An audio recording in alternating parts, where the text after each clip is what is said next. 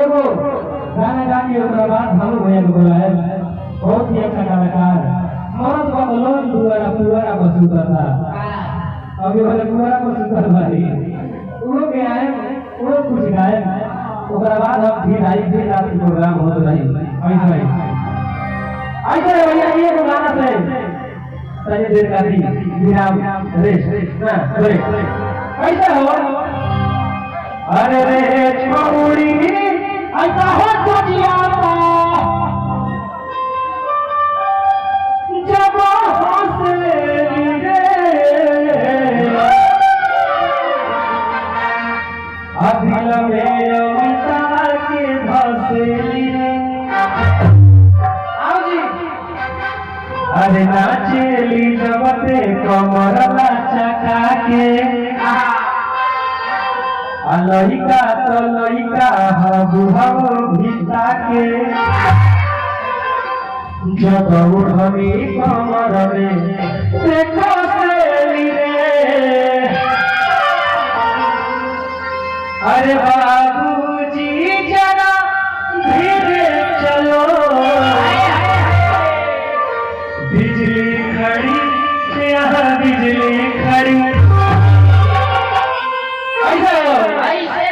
चिंता चिता चिता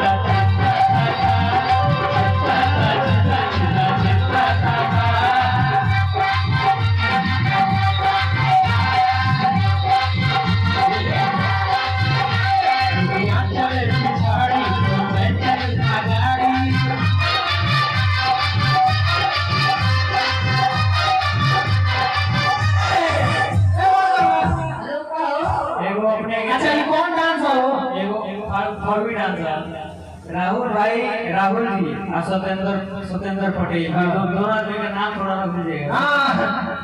सत्येंद्र जी राहुल जी को क्या लगे याद पड़वा एगो से याद पड़वा अपने आंचल में तारे सजा हेलो हेलो अपन काहे वो करे लगनी अपने आंचल में तारे सजा लेना अपने आंचल जी हेलो सत्येंद्र जी आठ बैग दबाओ काहे बोल रहा है अरे एक मिनट आई लव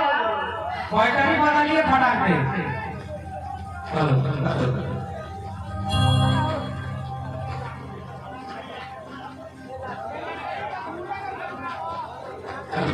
हेलो एक दूसरा का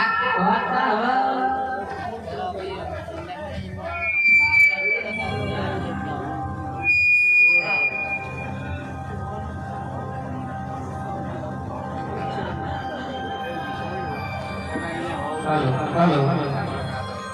अपने आंचल में तारे सजा लेना अपने सत्येंद्र जी को पास में बुला लेना जब चलेगा चीता अपने आंचल में सजा लेना अपने सत्येंद्र पटेल जी को पास में बुला लेना जब चले राहुल पटेल का चीता तो तुम अमितुरा के साथ में सुहाग रात मना लेना कौन गलत ना कर दिया ए भैया लागोटा बेटे घबड़ी ढोल रखना रे एक बार पेट ठीक हो गई देखिए आगे भाड़ा गिर गया देखिए भैया हम जानते हैं आपका साउंड का जवाब नहीं है लेकिन है हमारी तक गड़बड़ा गई